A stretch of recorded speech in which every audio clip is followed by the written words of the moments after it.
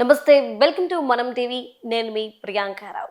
ఈరోజు మనతో పాటు ప్రముఖ పొలిటికల్ అనలిస్ట్ డివి శ్రీనివాస్ గారు ఉన్నారు. వారితో మాట్లాడదాం. నమస్కారం సార్. నమస్తే అమ్మా. సార్, 2024 జనవరిలో నారా లోకేష్ గారు పాదయాత్ర ప్రారంభించారు యువగళం పేరుతో. ఈ డిసెంబర్లో ఈరోజు దాన్ని ముగించారు.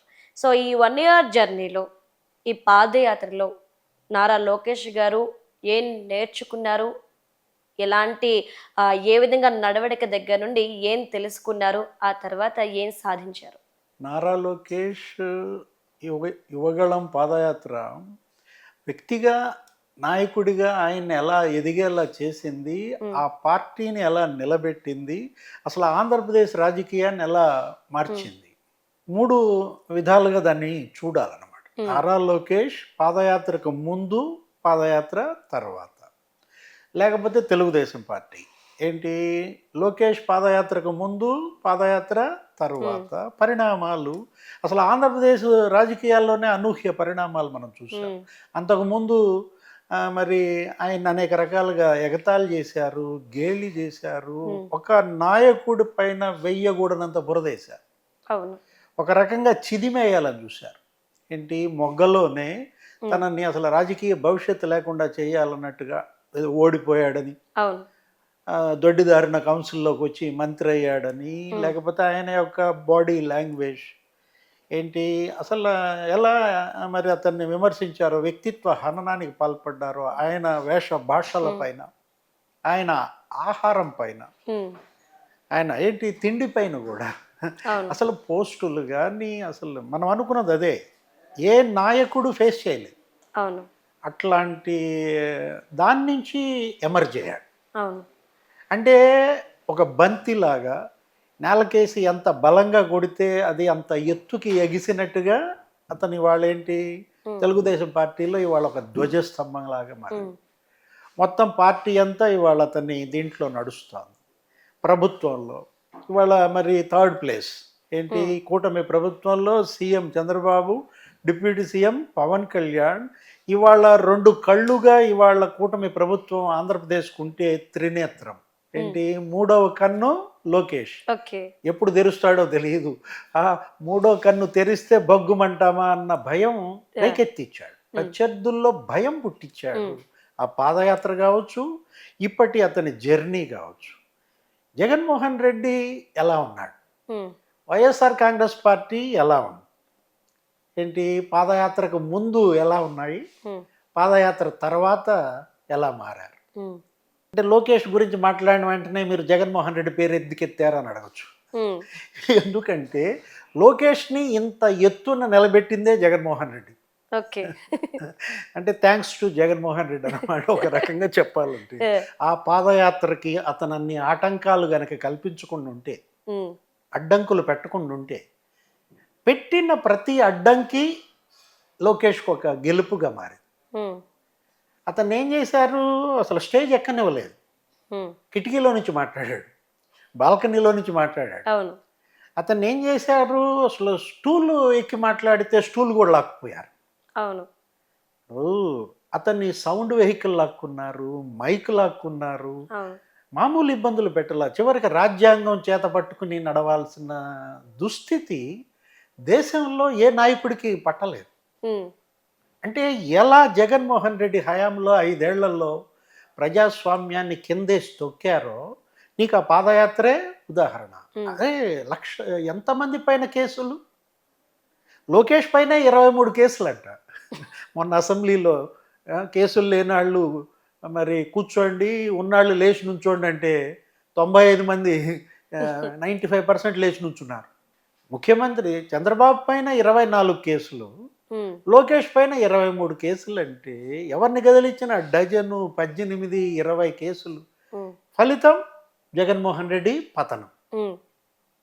అప్పుడు అతను గనక అంతగా అణిచేయకుంటే ఉంటే నీకు 151 నుంచి 11కు పడిపోయాడా?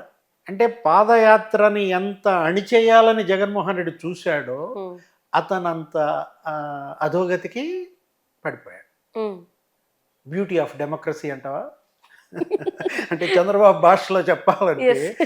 ప్రజాస్వామ్యంలో సౌందర్యం అంటామా, ఎలా చూస్తాం? ఇవాళ అతను వ్యక్తిగా ఎదిగాడు, మనిషి రాటుదేలాడు. అవును. అంతకుముందు ఆయన ఏంటి ఆ బాడీని ఇది చేశారు, అవును. బాగా బొద్దుగుంటాడనో ఆయన లేకపోతే భాషను కూడా చాలా కామెంట్ చేశారు అసలు భాష మీద. ట్రోలింగ్స్ మామూలు ట్రోలింగ్సా? అసలు ఎంత అంటే మనం అనుకున్నది అదే. ఏ అవును. నాయకుడు ఎదుర్కోనటువంటి విపత్కర పరిస్థితి ఎదుర్కొన్నాడు కాబట్టే ఇంత ఎత్తుకి ఎమర్జ్ అయినట్టుగా మనకు కనపడతారు. ఉమ్, మనకి ఇక్కడ ఇష్యూ వ్యక్తిగా ఎదిగాడు, అవును.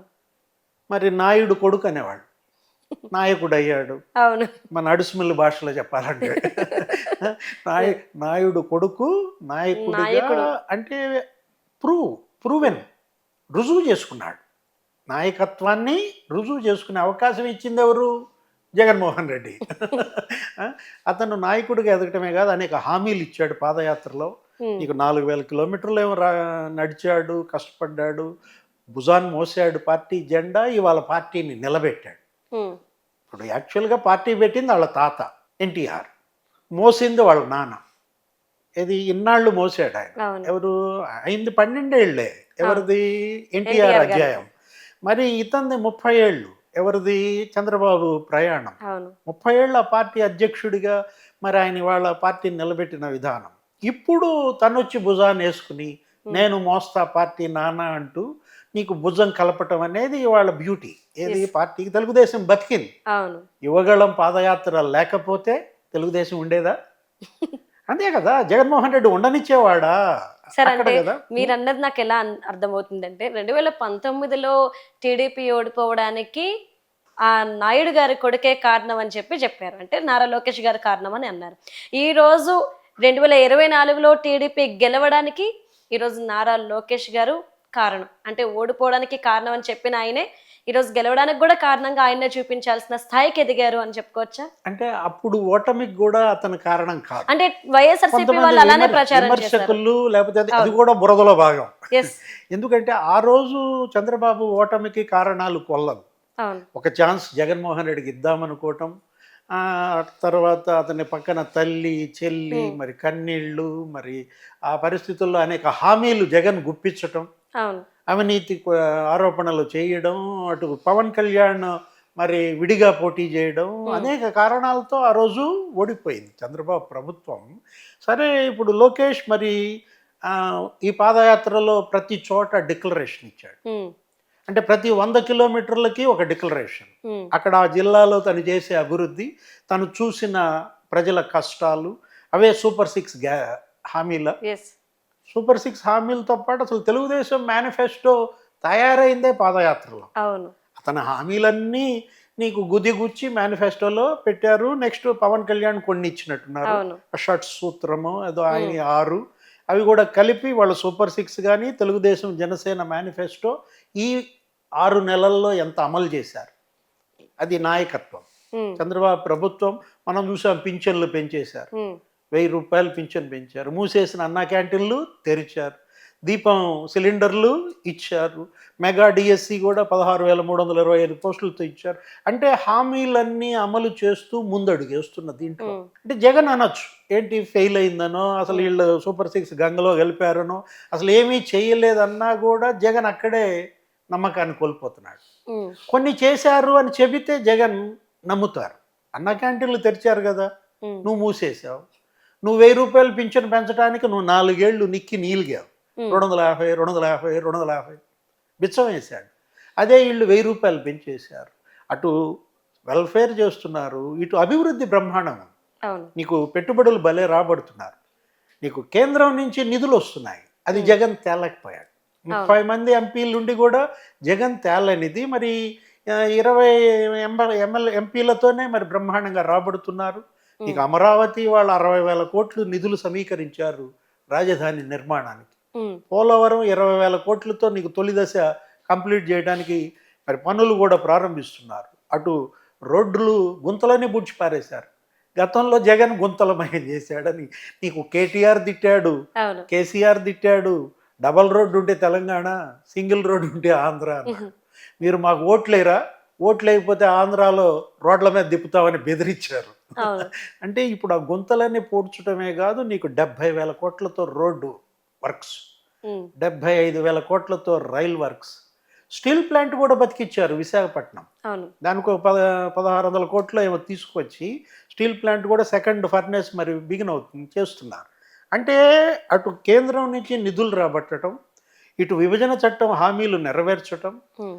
అభివృద్ధి సంక్షేమమే కాదు, ఇప్పుడు రెడ్ బుక్ నువ్వు అసలు మర్చిపోయావు. Yes, red book. ఇప్పుడు పాదయాత్ర అనగానే గుర్తొచ్చేది రెడ్ బుక్, అందరూ భయపడుతుంది రెడ్ బుక్. అవును, అంబేద్కర్ రాజ్యాంగం ఒక చేతిలో పట్టుకున్నాడు, అవును. ఇది నా హక్కు, నన్ను నడవనీయకపోతే ఇదిగో రెడ్ బుక్ అన్నాడు. అవును. ఇప్పుడు ఆ రెడ్ బుక్లో వాళ్ళంతా వరుస పెట్టి ఇప్పుడు జైళ్ళకి వెళ్తున్నారు. 6 నెలల్లో నీకు పోలీస్ స్టేషన్లు కిటకిట, కోర్టులు కిటకిట, చూస్తున్నావు కదా. అవును. ముందస్తు బెయిల్ పిటిషన్లు, క్వాష్ పిటిషన్లు, స్టేషన్ల చుట్టూతా తిరగటం. బోరగడ్డ అనిల్, ఆర్జీవి, లేకపోతే వాళ్ళెవరు శ్రీరెడ్డి, పోసాని. వర్రెడ్డి రవీంద్రారెడ్డి, మన్విత్ రెడ్డి అని రకరకాలుగా. అసలు సజ్జల కూడా తిరుగుతున్నాడు కదా. సజ్జల భార్గవ పరిస్థితి ఏంటి అంటే, రెడ్ బుక్ ఓపెన్ అయింది, ఏదో 3 చాప్టర్లు అయిపోయింది, ఇంక 4th చాప్టర్ రన్నింగ్ అంటున్నాడు. అ- అంటే సార్, తండ్రిని అరెస్ట్ చేయించి ఇన్ని ఢిల్లీ రోడ్ల మీద తిరిగేలా చేశారు. ఆయన అధికారంలోకి వచ్చి నాయకుడు అయ్యి ఈరోజు వీళ్ళని కోట్ల చుట్టూ తిరిగేలా చేస్తున్నాడు. అంతే కదా, కష్టాలు పడ్డారు, ఎస్. కన్నీళ్లు పెట్టుకున్నారు. ఆమె భువనేశ్వరి నిజం గెలవాలి అని చెప్పి ఆమె ఒక పెద్ద బస్సు యాత్ర చేపట్టి, భువనేశ్వరి చేసిన పోరాటం ప్రజలపైన, మహిళలపైన ముద్రపడింది. అంత అభివృద్ధి చేసిన చంద్రబాబుని 53 రోజులు జైల్లో పెట్టాడు. జగన్ చేసిన తప్పమ్మా, ఇంకో తప్పు. పాదయాత్ర అడ్డుకోవటం ఒక తప్పు అయితే, చంద్రబాబును లోపలేయటం ఇంకో తప్పు. చంద్రబాబు బయట ఉన్నంత వరకు ఆయన చేసిన అభివృద్ధి గురించి ఎవరు చెప్పుకోవాలా. ఆయన జైల్లో వేయంగానే చిలవలు పలవలుగా, అబ్బో ఆ ఇంజనీరింగ్ కాలేజీలు కట్టాడు, ఈ ఇన్ఫర్మేషన్ టెక్నాలజీ అభివృద్ధి చేశాడు, బయోటెక్నాలజీ అభివృద్ధి చేశాడు, జినోమ్ వ్యాలీ పెట్టాడు, కరోనా వ్యాక్సిన్ ఆయన వల్లే వచ్చిందంట. చంద్రబాబు చేసిన అభివృద్ధి మొత్తం జనంలో చర్చనీయాంశం చేసింది చంద్రబాబు. ఎవరు? Jagan. So thanks to Jagan అని చెప్పాలా. Okay, right. Thank you so much sir.